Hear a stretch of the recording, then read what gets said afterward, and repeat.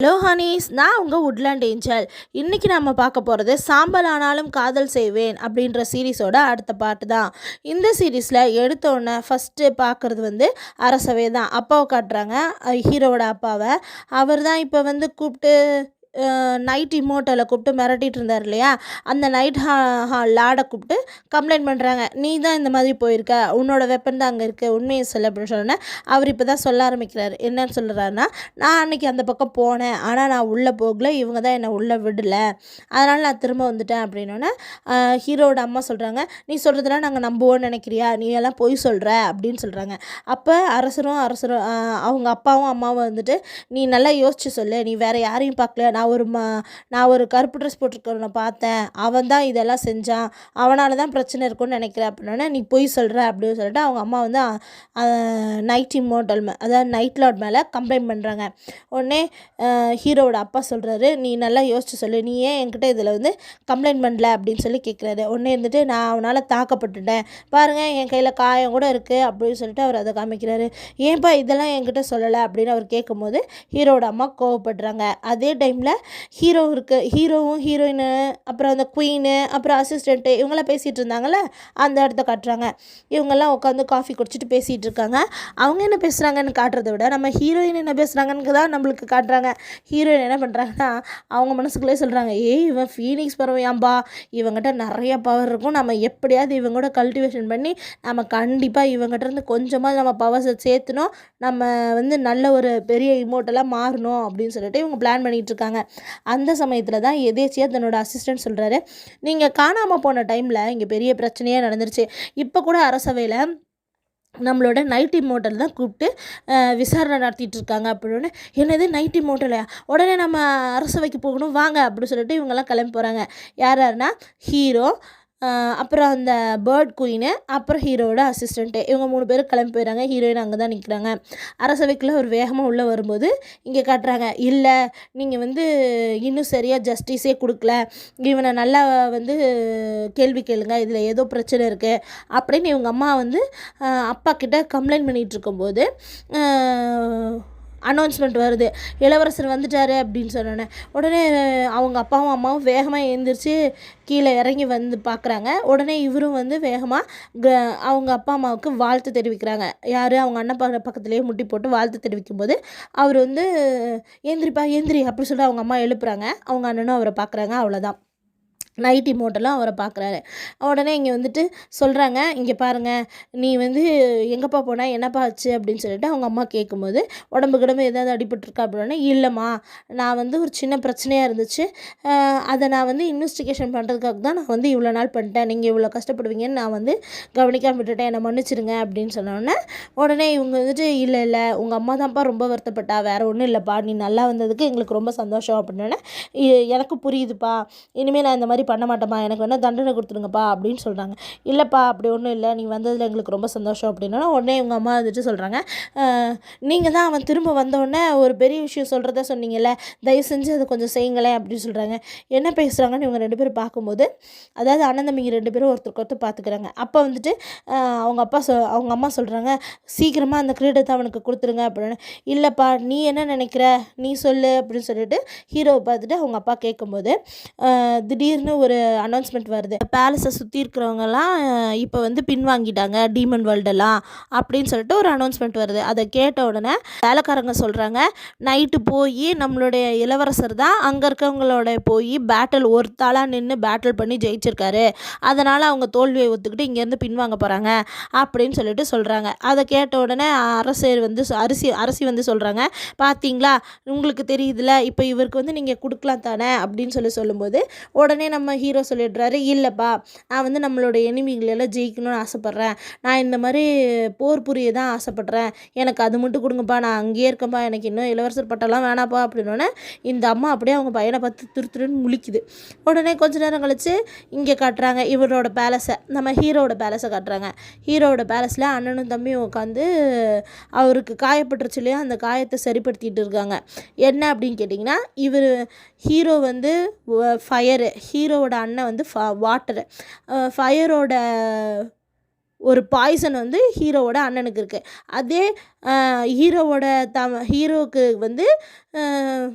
ஐஸோட poison வந்து இருக்குது. இவங்க 2 பேரோட விஷயமும் அவங்க அம்மாவுக்கு தெரிஞ்சால் அவங்க அம்மா திட்டுவாங்க அப்படின்னு சொல்லிட்டு அவங்க அண்ணன் சொல்லிக்கிட்டு இருக்காங்க. 2 பேரும் சீக்கிரம் இதை சரி பண்ணணும், ஒரு நாள் உங்கள் அம்மா கண்டுபிடிச்சாங்கன்னா மாட்டிப்போம் அப்படின்னு சொல்லும்போது, சரி இருந்துட்டு போகுது, பரவாயில்ல அதெல்லாம் நம்ம பார்த்துக்கலாம் அப்படின்னு இவன் சொல்கிறான்.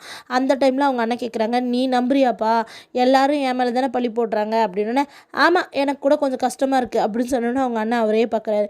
ஆமாம் எல்லா டைமும் எனக்கு ஏதாவது ஒரு பிரச்சனைனா அம்மா உன்னை தானே கேட்குறாங்க, என்னை மன்னிச்சிருண்ணா அப்படின்னு சொல்கிறான் இவன்.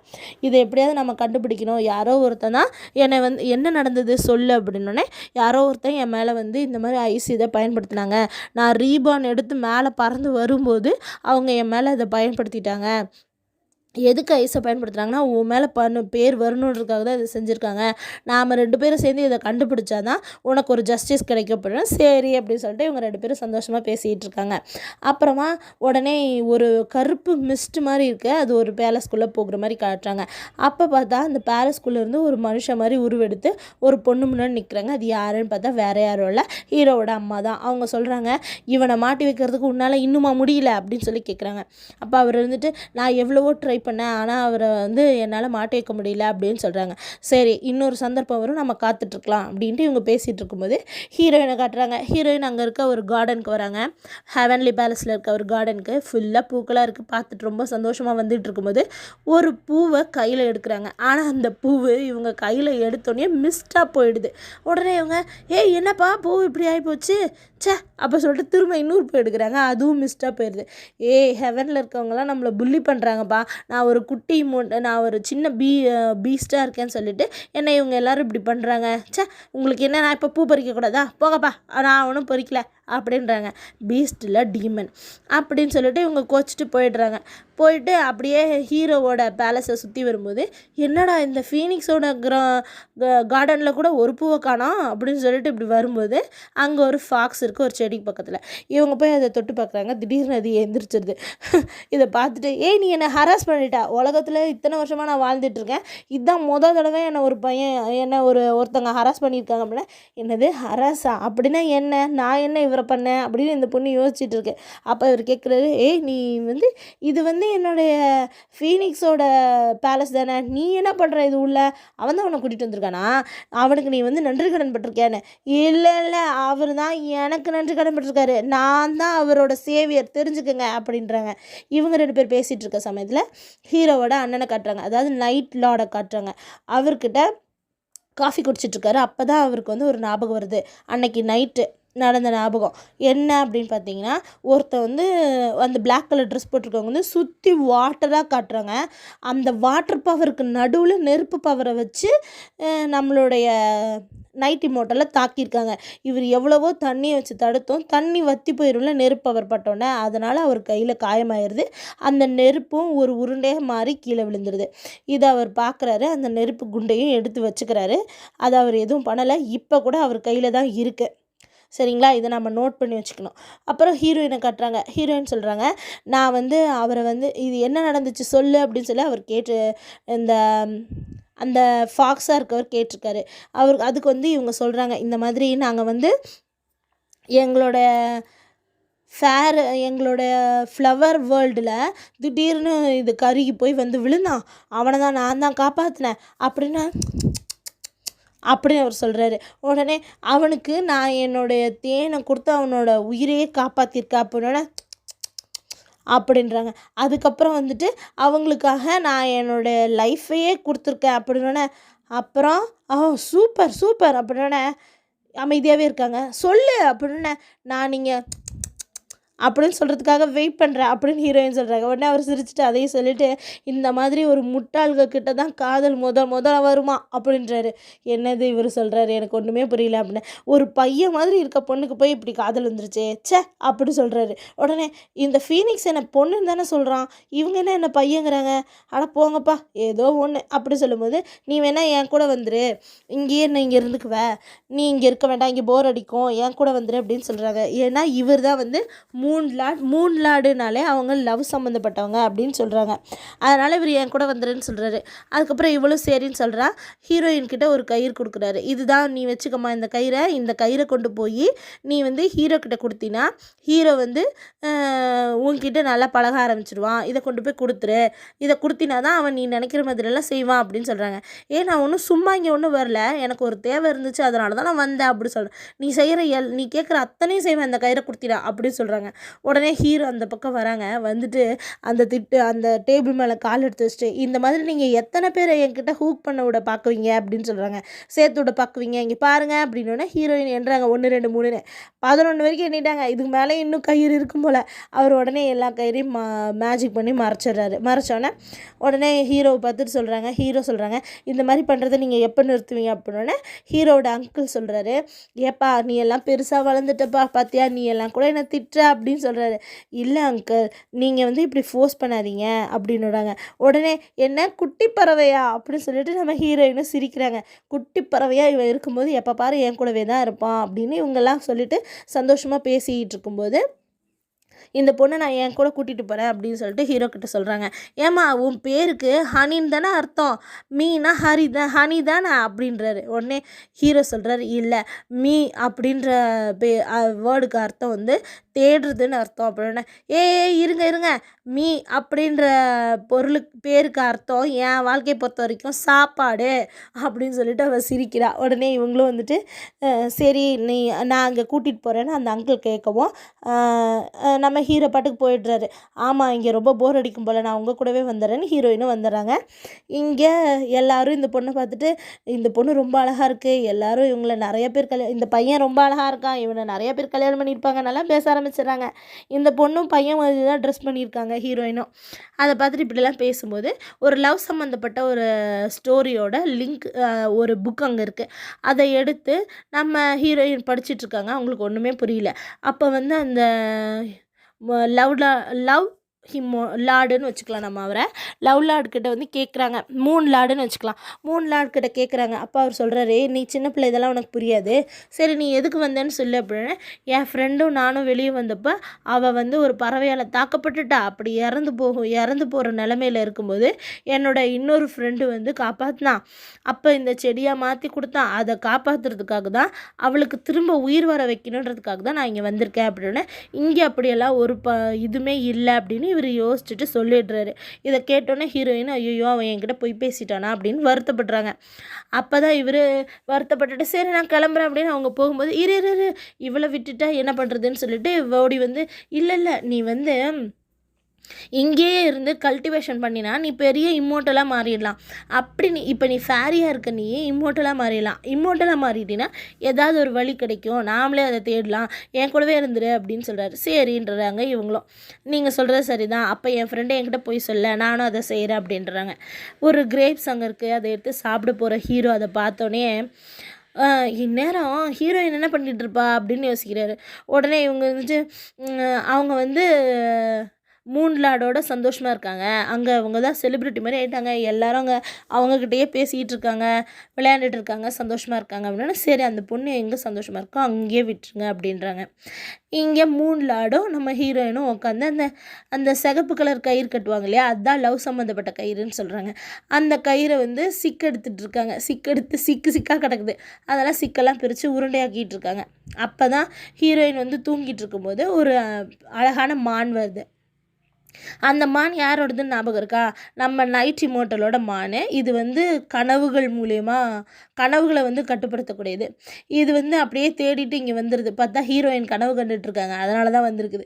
அப்புறம் அது ஒரு பபுளை கொடுக்குது. அப்போ அந்த மூன் இம்மோர்ட்டல் தான் ஹீரோயினை எழுப்புறாரு. நீ கனவு கண்டுட்ருக்க, அதனால தான் உன்னை தேடி இந்த மான் வந்துருச்சுன்னு. அப்போ அது விக்கல் வர மாதிரி பண்ணும்போது ஒரு பபுள் வருது. அந்த பபுள் எடுத்து பார்த்தா ஹீரோயின் என்ன பண்ணியிருக்காங்கன்னா, இந்த இடம் ஃபுல்லாக பூக்களை பூக்க வைக்கணும்னு ஆசைப்பட்டிருக்காங்க, அதுதான் அங்கே தெரியுது. அது மறைஞ்சு போனோடனே நீ என்ன பண்ணுற அப்படின்னோடனே, நீ இந்த மாதிரி கனவு கண்டதுனால தான் இது வந்திருக்கு அப்படின்னு சொன்னாங்க. என்னுடைய கனவுலையெல்லாம் நீ பார்க்குறியா அப்படின்னு சொல்லிட்டு அவங்க மிரட்டி, உன்னை என்ன பண்ணுற பாரு அப்படின்னோடனே ஒரே குதி ஓடி போயிடுது. அந்த மான் வந்து பயந்துருது ஹீரோயினை பார்த்து. அப்போ அவங்க கேட்குறாங்க, நீ என்ன இப்படி நினச்சிருக்க அப்படின்னு சொல்லிட்டு கேட்குறாங்க அந்த மூன் லார்டு.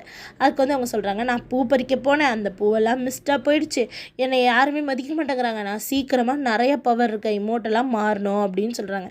அப்போ தான் அவர் சொல்கிறாரு, இது ஒரு பெரிய கதைம்மா, நீ ஃப்ளவரோட வேர்ல்ட்லேருந்து தான் வந்திருக்க, உனக்கு யாருமே இந்த ஸ்டோரி சொல்லி அப்படின்னா, இல்லையே நீங்கள் வேணால் சொல்லுங்களேன் அப்படின்னோடனே, இங்கே இருக்க ஒருத்தங்களை தான், இங்கே இருக்க வாட்டர் லார்டை தான் அந்த ஃப்ளவர் லார்டு விரும்பினாங்க.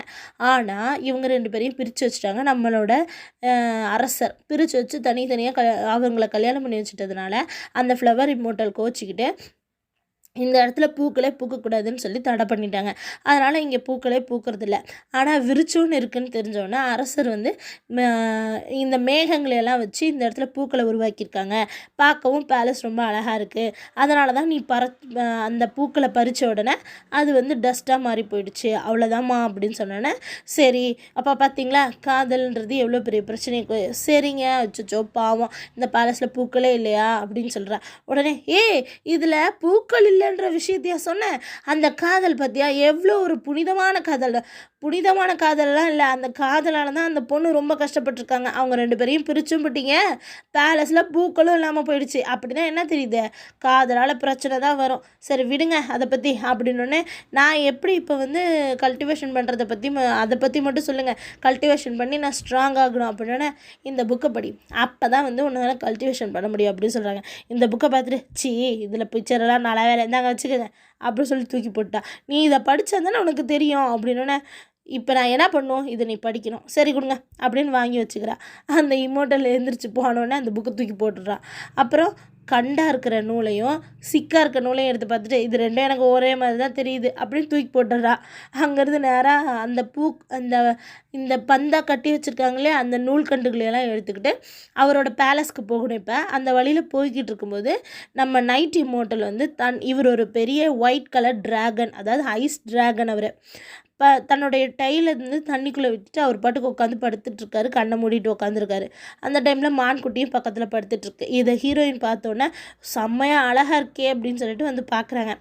அப்போ தான் வந்து நைட்லேருந்து நட்சத்திரம் ஒன்று மேலேருந்து வந்து தண்ணிக்குள்ளே விழுகுது. அப்போ தான் அவரோட டைலையும் பார்க்குறாங்க. செம்ம அழகாக இருக்குங்க அவங்க டைலு அப்படின்னு சொல்லிக்கிட்டே கிட்ட வரலான்னு வரும்போது அந்த மானை அவங்கள பார்த்துருது. இவங்க தான் மானை பயமுறுத்துனாங்க இல்லையா, அந்த மான் வந்து கோவமாக அவங்க மேலே வந்து எகிரும்போது அவங்க தலையில் குத்திருந்த கிளிப்பு கீழே விழுந்துருது. மரத்தில் ஆன கிளிப் அது கீழே விழுந்துருது. கீழே விழுந்தோடனே அவங்க அழகாக அப்படியே ஹேர்ஸ்டைலாம் அப்படியே முடி பறக்க அப்படியே திரும்பி பார்க்கும்போது அப்போ தான் இந்த நைட் இமோட்டல் முழிச்சு பார்க்குறாரு. பார்த்தோன்னே நீயா அப்படி சொல்லிட்டு அவங்க கத்துறதுக்கப்புறம் தான் அவங்க முழிச்சு பார்க்குறாங்க. முழிச்சு பார்த்துட்டு நான் வந்து நீங்கள் வந்ததை கவனிக்கல, என்னை மன்னிச்சிடுங்க அப்படின்னு சொல்லிட்டு இவங்களுக்கு வந்து க்ரீட்டிங் கொடுக்குறாங்க.